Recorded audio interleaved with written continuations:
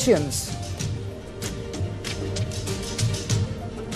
Now, Ukraine has detained a 22-year-old Indian national from Gujarat who was fighting alongside Russian forces, the Ukrainian army said on Tuesday. Now, that's not the story. The story is that the statement was released by the 63rd Mechanized Brigade of the Ukrainian army, and the name of the gentleman is the Majoti Sahil Mohamed Hussein, a student from Gujarat.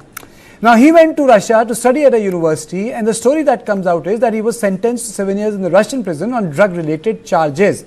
And his claim is that, which I'm putting on record, his claim is that he was asked to fight for the Russians if he wanted to come out of the prison. Let's play the bite. Последний сентябрь я там полигоне был. И 16 дней там был, как держит, стреляли, раз, два, все. ТТФ-ке, вот как включать, кидай, все. И 30 сентября, 4 дня назад, мне перевели зеленый лин. Следующий день, 1 число. Команда сказал, ну готов, мы 3 человека. Готов, приехали. Now, on this issue, I'm joined by Julia Krill, Executive Director, BNK Agency. Madam, my first question to you is, it's unfortunate that, there are a lot of, Indians who have been conscripted, but it's also a story about the way Russians are fighting their war. They are forcing prisoners to fight their war. Yeah, and it is a very common practice for the Russian Federation, because they are bringing in not only people from India, but also people from China, Nepal, North Korea, Iraq, African countries, Egypt, Kenya. There are so many stories by now released of prisoners of war who have been either tricked by the Russian forces to come and fight on the Russian side, or they have been promised vast amount of money to sustain their families, to sustain their lives.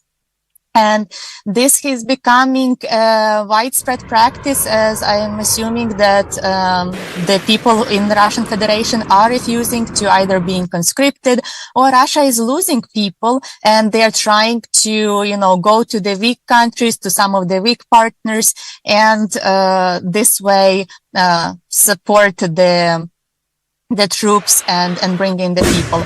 Then the problem is that these young kids they do not have sufficient training, they do not have sufficient resources, they do not have sufficient knowledge that they will be going to fight the war in Ukraine. And what they're doing, they are coming to the field, and then a few days later they find Ukrainian troops and they try to give up and to become prisoners of war in Ukraine in order to avoid dying on the field.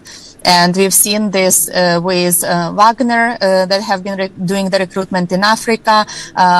We've seen these stories now in India. We've seen recently stories from soldiers from Egypt, from Kenya, who have all given the same kind of statements that they would rather stay prisoners of war in Ukraine than be fighting and Julia, to die. Julia, you stay with me. Let me play the bite of the gentleman's uncle that has come from Gujarat.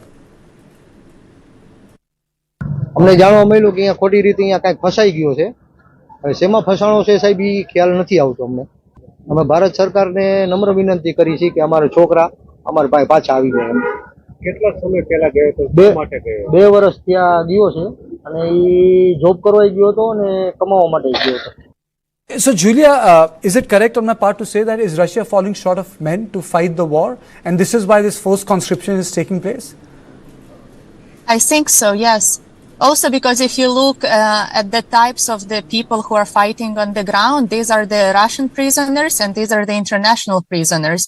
And I wouldn't be surprised if some of these kids that have been some of the international guys who have been put in the prison in Russia, that the charges could have been, not fully accurate. And this is incredibly sad and concerning. And my understanding is that Prime Minister Modi has addressed the issue to Vladimir Putin, and I'm very curious to see if the conscription of Indian citizens will stop. But we've seen so many accounts of North Koreans, Iraqi, African people being conscribed, because this is much cheaper for Russians. They can promise good amounts of money without delivering that, and they are just ruthlessly using innocent people. Is it also because of the fact that the conscription is not taking place voluntarily in Russia? Is there an assessment to that? That people generally at the time of war, nationalism, they say, well, we want to serve the country. That is not happening in Russia? Well, there are still people who want to serve the country, and there are also accounts of Russian soldiers who are conscribing into the Russian army with the actual intention to experience killing and experience murdering Ukrainian citizens.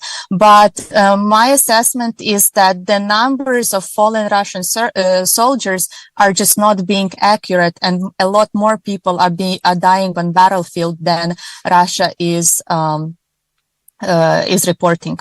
Think that it's is on the higher side, the entire deployment that has taken place of the Russian soldiers, the casualties on the higher side. Why do you say that? Because if Russian side will be putting accurate accounts of people who died, they will be seeing very high losses, and people will be starting to understand that Russia is not winning this war. That this is the war of endurance, and whoever will endure for the longest will probably achieve some of their gains.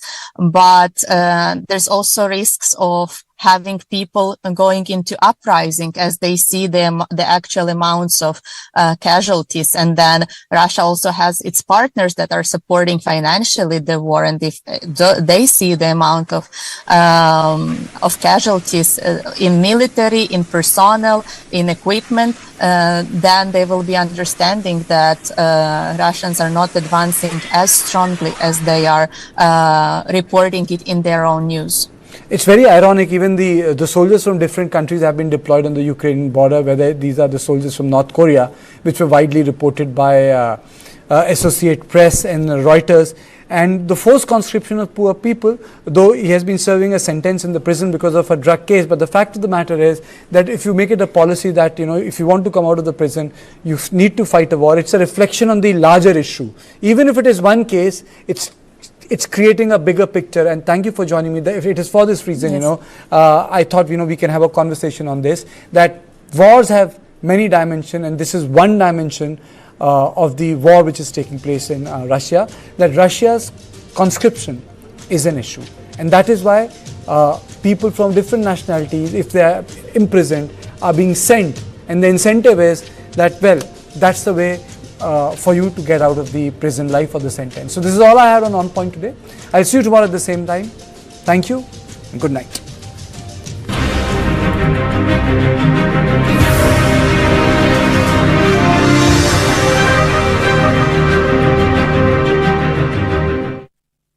Alakazam fish disappear.